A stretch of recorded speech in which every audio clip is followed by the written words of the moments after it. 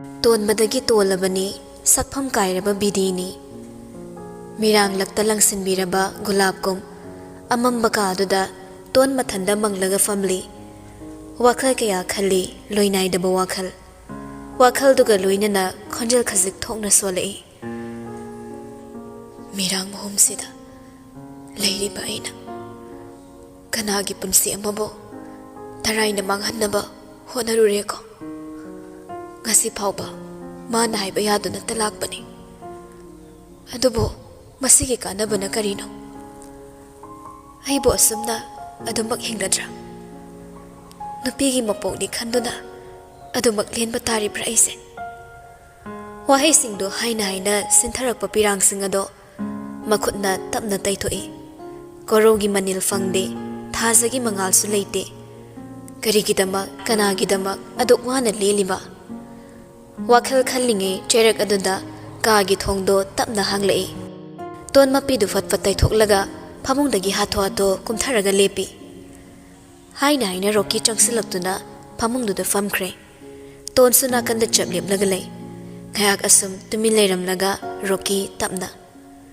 nangbo minu hongdaba natra ton uhongdi haibagum mangakto tapna hai roki ngayak tumin leiramlaga pocketagi posak ama laukthokhlaga tonda pirei se sifaishelo matung tarakpa nangina thawla sinagadabani ton lawde tumin yenglaga lei ado kuina leptuna leikibaduda roki ton bu yenglei namitu udro pirisalo hanamukti ton kina khumlei ai ngamoi roki ngakna kariwa mabu thina phobigadra khanbada tondu kire adubo maso khangai tawduna tha hairei mi amagi punsi manghanba ai ngamoi punsi ase pamubagi damak amama marakta siba ngamdana leliba aina mi bu hatba ngamloi handamukti roki phamlambadagi tapna hawalei masado tonda pura leisilaklaga amu hannairei nang si lawraroi tonsu lawroi haibagum mangaktu hai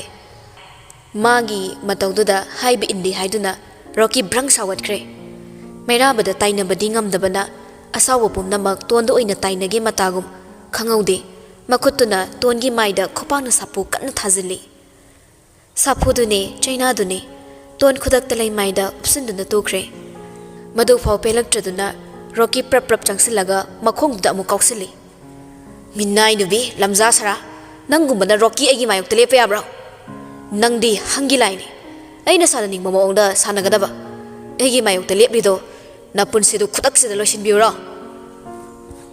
hanamukti ton khang mangamlaktre chaina maruktuda pendana lauri halo nangi sarang manungsida leigadabagi saruk ai sisakibana hena phai mapamsida ai miku amma phawba leiningde nangna chatpi tharaga chatpa hangilai oigadabagi saruk hingna mainungda chongsilaga sisakibana maisa ingba hen mani ai bu halo ai hingningdre nangi mirang mahumsidagi ai pathaba pamle ai bu halo kaptana lauribado adu tabide phubadi lepkhre adubo makhutta pairiba hu bottle machado makhum fapat hanglaga tongi mamai mamit khangdaba makai jaisilei ton chimmal chiktuna khangi roki bottle du nakanda laktana mulang thoklamaga sauna hairami nangbu kuina hingduna thamgani khangal aigi aningba apama phangma mikup amada nangi punsi su loirabani si hairaga tonbu hanna yinglamda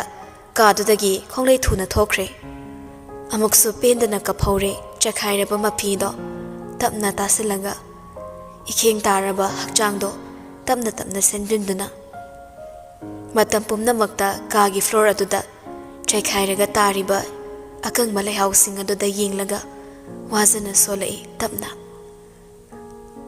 leihau lere nungsibi aigi amamba leikolda nangbu purai haiduna nangsu aibu warogduna lainam yendrabra nangi lainamda mateng oiduna sarang manungsidagi thoke khalluba apang bikulapki wakha taduna tokleko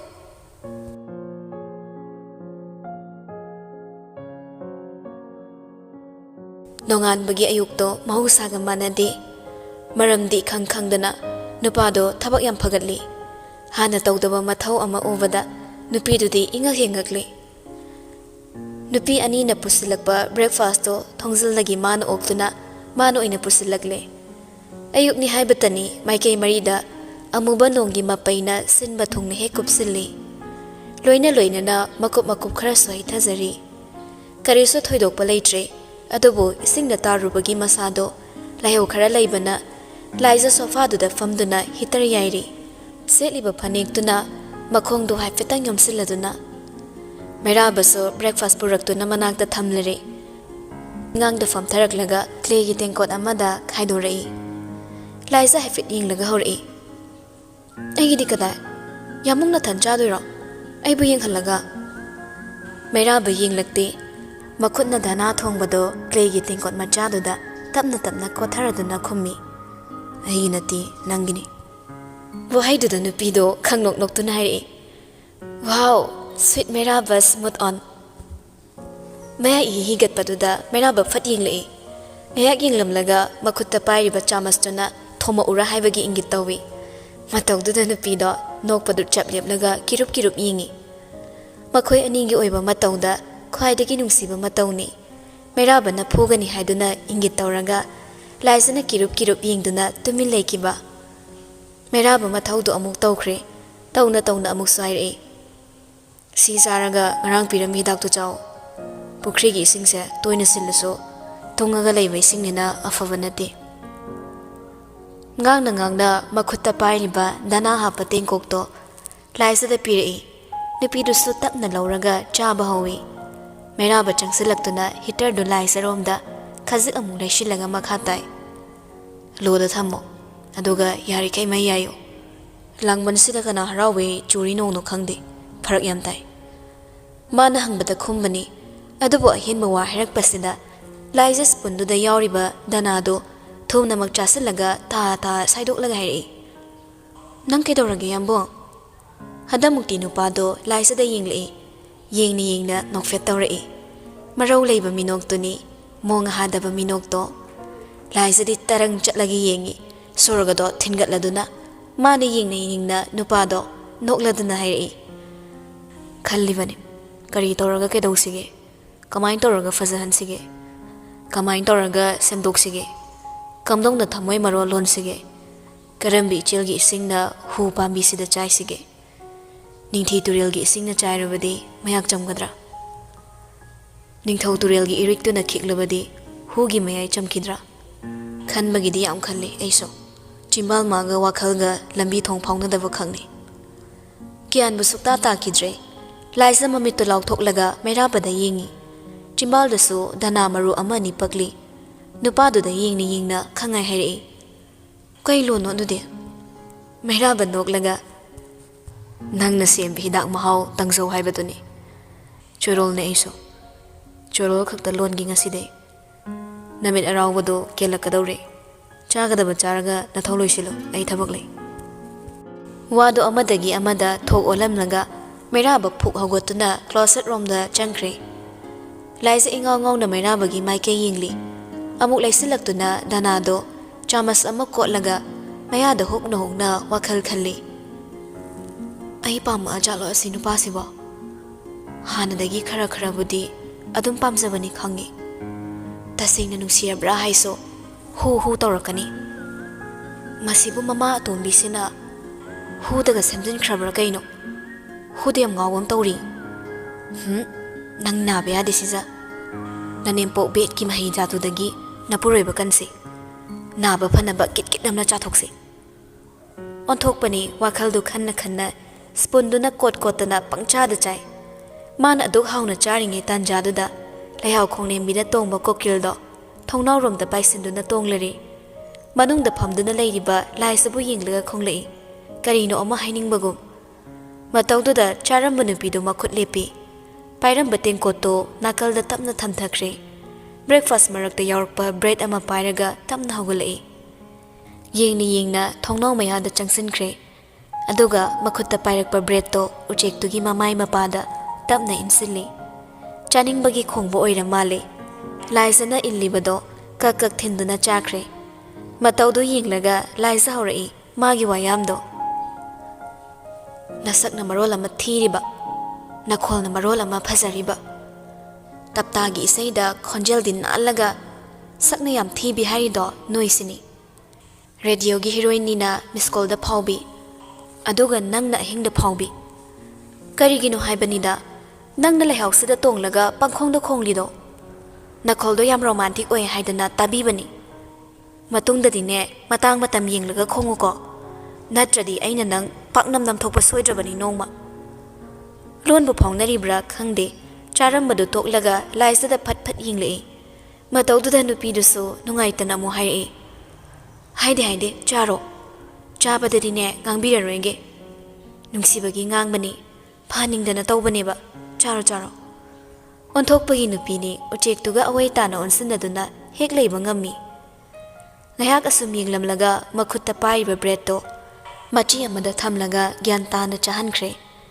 masu hanagum phamluge khanna mamai lai thorakpani adubu laisa khongthang chaplepi merabana magi hek maningda leplambado ubada haipatang su khanglure wangang de leplibado yinglaga kainu yambo mi maning mayada sotpet kamta tahawdi mi hairaklido tasinade madugi mahut makhutna purakliba taido thangatlaga hairi siamta pulo khutsiga yadre maduda loishinkre wahaido ikai bagi huldo thausanaba saraga leibado ubada laisadi noklinglei adubu khonjel thokta nokmi tauranga makhuttagi taido tapna lawi ngaksamduda thok huchilanga hairi Eiffel Tower nangonda Airtel Tower aina tai pundorise wa khara khangnase non thabiro o makhoi sanakya mamit o manao tarakliba irangduda nupado kari nungi yawi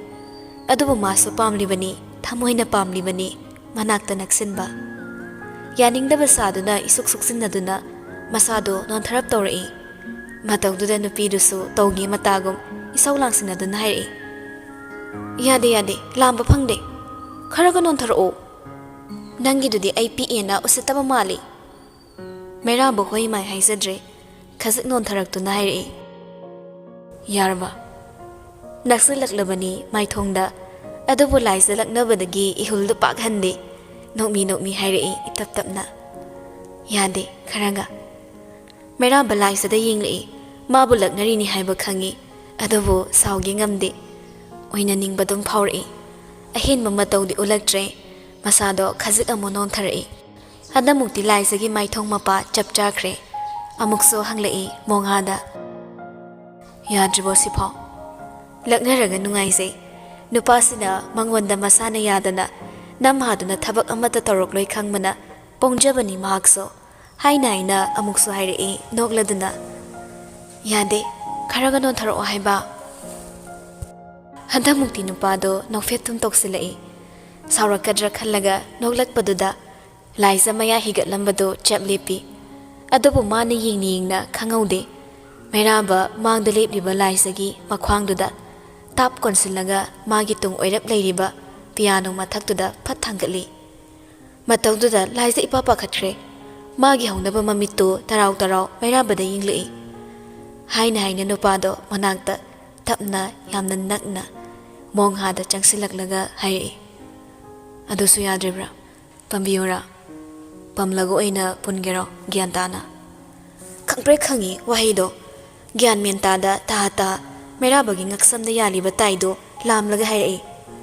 yarani si chapchare si yare ambo laina khallubani lairamdre ipa pakhana taido sasat punsili magi matongduda napadudi nokpa khangbada awaba oiri uchina china taido punba loisinkhre merabaso makhut amana semlaga masado laisadagi tapna handorakle piano mathaktuda phamduna adumak leiri laisadi merabada kirup yingladuna taido semda mai leiruraba nupado phadamu laisalaktuna changle imanakta andamuksu ikhangkhangi nupido mana yingna meraba liliba dark gray machugi coat adugi pocketudagi che ama lakthoraklaga pirai card paper gi maong oirap tawba ama che du piano gi nakal saruk amada thamlaga tablamna hairami thariba matamsi chapchana law ngai bagi hainabi aingonda leite ꯆꯠꯈ꯭ꯔꯦ ꯑꯃꯨꯛ ꯉꯥꯎꯍꯟꯗꯨꯅ ꯊꯝꯕꯤꯔꯝꯂꯦ ꯋꯥꯈꯜꯕꯨ ꯏꯉꯥꯎ ꯍꯦꯛ ꯉꯥꯎꯅ ꯅꯥꯀꯟꯗ ꯂꯩꯔꯤꯕ ꯆꯦꯗꯨ ꯄꯥꯏꯈꯠꯂꯒ ꯃꯊꯨꯞ ꯑꯃꯈꯛ ꯊꯣꯛꯂꯤꯕꯗꯣ ꯍꯥꯏꯗꯣꯛꯂꯒ ꯐꯥꯛꯇꯨꯅ ꯌꯦꯡꯉꯤ ꯏꯆꯝ ꯆꯝꯅ ꯊꯥꯔꯝꯃꯤ ꯃꯐꯝ ꯀꯪꯂꯩ ꯍꯥꯎꯁ ꯃꯇꯝ 7 PM ꯂꯥꯏꯖ ꯆꯦꯗ ꯌꯦꯡꯂꯝꯕꯗꯣ ꯊꯥ ꯊꯣꯛꯈꯤꯕ ꯃꯩꯔꯥꯕꯗ ꯑꯃꯨꯛ ꯌꯦꯡꯂꯤ ꯑꯗꯨꯕꯨ ꯃꯥꯒꯤ ꯃꯤꯠꯌꯦꯡꯗ ꯎꯈꯤꯗ꯭ꯔꯦ ꯐꯅ ꯌꯥꯝꯅ ꯂꯥꯞꯈ꯭ꯔꯦ ꯑꯃꯨꯛꯇꯪꯗꯤ ꯌꯦꯡꯅꯤꯡꯂꯛꯏ ꯁꯛꯇꯝꯗꯣ ꯂꯥꯏꯖ ꯋꯥꯈꯜ ꯑꯃ ꯈꯟꯅ ꯈꯟꯅ ꯄꯤꯌꯥꯅꯣ ꯑꯗꯨꯗꯒꯤ ꯐꯟ ꯆꯣꯡꯊꯔꯛꯂꯒ ꯊꯣꯡꯅꯥꯎ ꯃꯌꯥꯗ ꯄ꯭ꯔꯞ ꯆꯦꯟꯊꯣꯔꯛꯏ ꯅꯤꯡꯂꯨꯕꯒ ꯑꯣꯏꯔꯝꯕꯒ ꯃꯥꯟꯅꯈ꯭ꯔꯦ ꯃꯦꯟ ꯑꯦꯟꯇ꯭ꯔꯥꯟꯁꯇ ꯈꯥꯝꯂꯤꯕ ꯒꯥꯔꯤꯗꯨꯒꯤ ꯃꯅꯥꯛꯇ ꯃꯩꯔꯥꯕ ꯂꯦꯞꯇꯨꯅ ꯂꯩꯔꯤ ꯅꯥꯀꯟꯗ ꯅꯨꯄꯥ ꯑꯃꯁꯨ ꯂꯦꯞꯂꯤ ꯃꯩꯔꯥꯕꯕꯨ ꯁꯥꯇꯤꯟ ꯈꯟꯕꯤꯔꯗꯨꯅ ꯂꯥꯏꯖ ꯏꯈꯪ ꯈꯪꯍꯧꯗ ꯃꯆꯤꯟꯗ ꯈꯪꯁꯣꯟ ꯁꯣꯜꯂꯤ ꯑꯝꯇ ꯌꯦꯡꯉꯛꯑꯣ ꯄ꯭ꯂꯤꯖ ꯑꯝꯇ ꯌꯦꯡꯉꯛꯑꯣ ꯕꯌꯥꯝꯕꯣꯡ ꯊꯃꯣꯏ ꯌꯧꯅ ꯁꯣꯜꯂꯕ꯭ꯔꯥ ꯊꯃꯣꯏꯒꯤ ꯃꯔꯤꯕꯨ ꯂꯩꯅꯕ꯭ꯔꯥ ꯌꯥꯝ ꯊꯥꯖꯗꯅ ꯏꯈꯪ ꯈꯪꯍꯧꯗꯅ ꯃꯩꯔꯥꯕꯗꯨ ꯒꯥꯔꯤꯒꯤ ꯊꯣꯡꯗ ꯍꯥꯡꯅ ꯃꯥꯒꯤ ꯃꯐꯝ ꯑꯣꯏꯔꯤꯕ ꯃꯦꯜ ꯕꯤꯜꯗꯤꯡꯗꯨꯗ ꯐꯠ ꯌꯦꯡꯈꯠꯂꯛꯏ ꯑꯅꯤꯗꯨꯒꯤ ꯃꯤꯠꯌꯦꯡ ꯆꯥꯟꯅꯈ꯭ꯔꯦ ꯂꯥꯏꯖꯗꯤ ꯃꯩꯔꯥꯕꯅ ꯌꯦꯡꯂꯛꯄꯗꯨꯗ ꯅꯣꯛꯂꯗꯨꯅ ꯃꯈꯨꯠ ꯍꯥꯏꯔꯛꯏ ꯑꯗꯨꯕꯨ ꯅꯨꯄꯥꯗꯨꯗꯤ ꯅꯣꯛꯂꯝꯗꯦ ꯄꯤꯁꯨꯝꯗꯨ ꯈꯪꯁꯨꯛ ꯁꯨꯛꯂꯝꯂꯒ ꯒꯥꯔꯤꯗꯨꯗ ꯀꯥꯈꯠꯈ꯭ꯔꯦ ꯕꯤꯠ ꯈꯪꯇꯦꯛ ꯇꯦꯛꯏ ꯅꯨꯄꯤꯗꯣ ꯃꯁꯥꯗꯨ ꯏꯇꯟ ꯇꯟꯊꯅ ꯂꯩꯊꯣꯔꯛꯂꯒ ꯎꯁꯥ ꯑꯃꯗ ꯇꯣꯡꯂꯤꯕ ꯀꯣꯀꯤꯜꯗꯨꯗ ꯑꯣꯟꯁꯤꯜꯂꯒ ꯅꯨꯡꯁꯤꯕꯤꯔꯝꯗ꯭ꯔꯦ ꯃꯑꯣꯡ ꯃꯥꯜꯍꯟꯕ ꯑꯣꯏꯔꯝꯃꯤ ꯁꯤ ꯍꯥꯏꯔꯒ ꯐꯦꯠ ꯍꯥꯏꯗꯣꯛꯂꯒ ꯃꯅꯨꯡ ꯆꯪꯈ꯭ꯔꯦ ꯂꯥꯞꯇꯛ ꯇꯧꯅꯔꯁꯨ ꯆꯦꯛꯁꯤꯟꯅ ꯌꯦꯡꯕꯅ ꯎꯍꯧꯏ ꯃꯇꯧꯗꯣ ꯒꯥꯔꯤ ꯃꯅꯨꯡꯗꯒꯤ ꯂꯥꯏꯖꯅ ꯄꯩꯔꯒ ꯆꯪꯈꯤꯕꯗꯣ ꯉꯥꯏꯍꯥꯛ ꯌꯦꯡꯂꯝꯂꯒ ꯃꯩꯔꯥꯕ ꯅꯣꯛꯂꯒ ꯃꯆꯤꯟꯗ ꯇꯞꯂꯞ ꯁꯣꯜꯂꯤ ꯑꯉꯥꯎꯕꯤꯅꯤꯗ ꯃꯁꯤ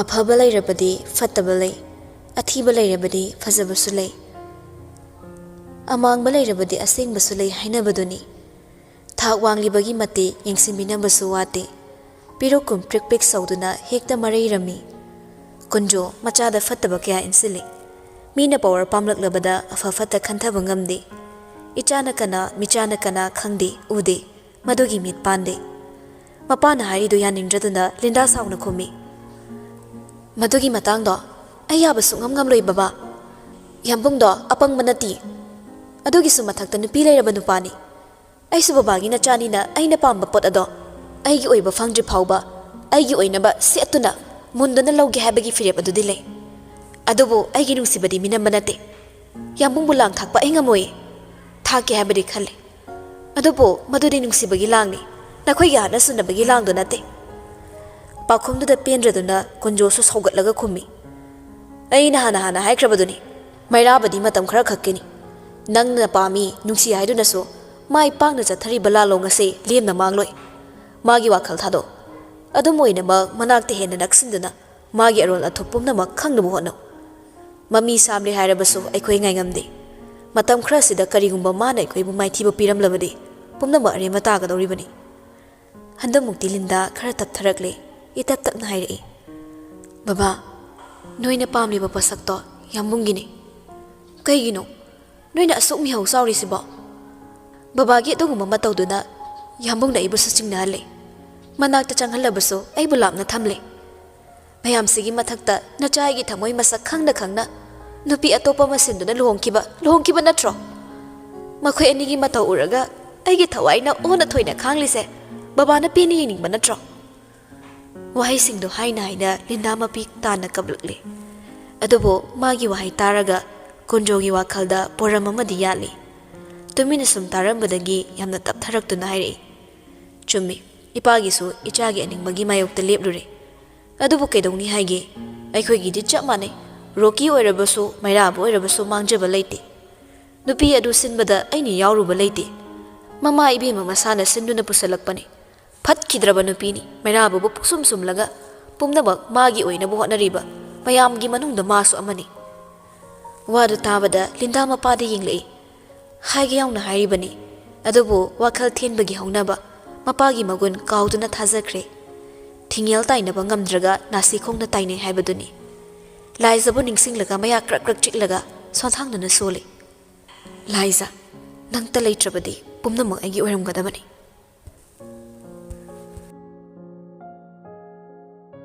ꯇꯥꯔꯤꯕ ꯅꯣꯡꯗꯨ ꯂꯦꯞꯇꯦ ꯍꯦꯟꯒꯠꯅꯁꯨ ꯇꯥꯗꯦ hantanasu tade, hanagum tagup ingna tapna adumak churi, ing taplabi nupi amagi saklonda, awat palaitaba Mabemmani, magidamak tongana kazaw oina leiba, closet adromduda changlaga, setnaba minna khoidaba otna thiri.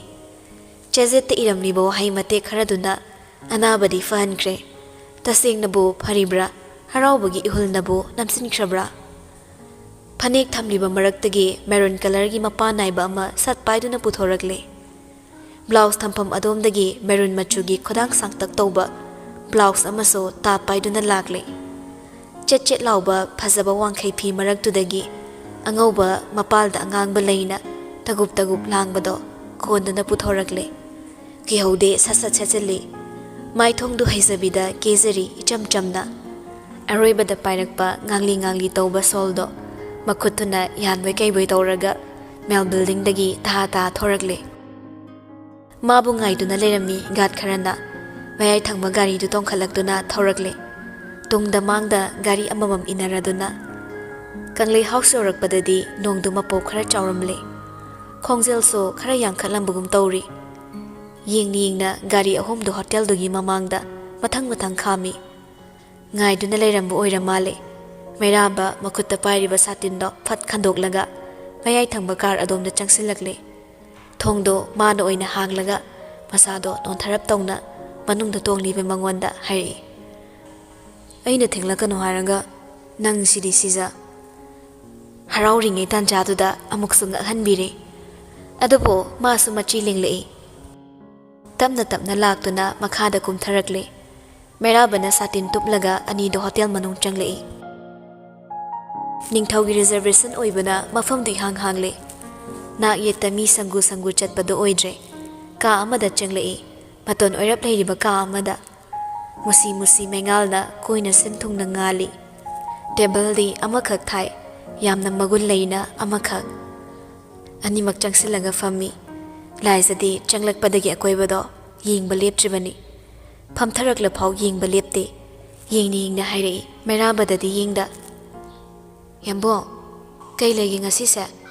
Yambongi birthday ro. Si haiduna taraw ba mamituna mairabada yinglei. Nupado khumlakte nokmi tawi. Hana haiduna thamlamlaba yangang bi glass da yauriba. Ising kharado amukta fathak chili. Glass table da amuk thamkraga tissue paper ama lauduna machinda kabak taithoi. Magi mataudo laisa ingong ni yingi. Yingna mairaba mong hada hairi. Khonjel khazik nimtha mamaido nontharaduna. Happy 1 month anniversary. Swahek lawi wahaido. Laisa mairabada tingak yingli. Itha thasade haibagi maongda. Madi yinglingi nupadu su yingli. Adubo meeting du khudakta thaiduna. Nakanda leiba black na cover tawriba poto lauraga. Laisagi mangna thamlei. Aduga amuk swairei. Lausalo. Anniversary gi gipni. Thazade adumna tawrakani haibadi. Thazadaba matau ngaktani nupaduna tawrakliba. Laisa matindo kut lau yosilaga. Mairabana piriba black na cover tawba poto lausile. Nakanda thamki tawbaduda mairaba ta hairei. Hauzi ingo. Wadu tabada makuto fat amu hanjili. Ngasi mairabagi matausi ingaw ngawri. Adubo thamoidadi harauzari. Mabu tasingna khanbiraklabra haiba wahangduga loinana. Nupaduna ngaiduna leibagi mami ama tabaduda. Laisa coverdo tapna lauthoi. Ahanbagi coverdo lauthokpada urei che khar. Photo gi maong tawba kharasu yauri. Adubo laisa yinglamdre. File gi maongda semlaba tharap tawba chedo paikhatlaga yingli. Room adugi matik chadraba mengalduna. Makhada kupna iriba mayeksingdo irai laina ubadi ngamdre. Adubo makok thongba chawna iriba wahisingdudi irai laina uba fangi. Uba maktada laisagi wakhalda wahang kaya ama lakli. Madi yam ngakluri. Ingangang na yingduna mikuptagi oina ahanba wahang ama khudakta paisilai. Naiduna hangba haurai wakhalda. Karigi damak divorce paper bo khudol oina pirakliba.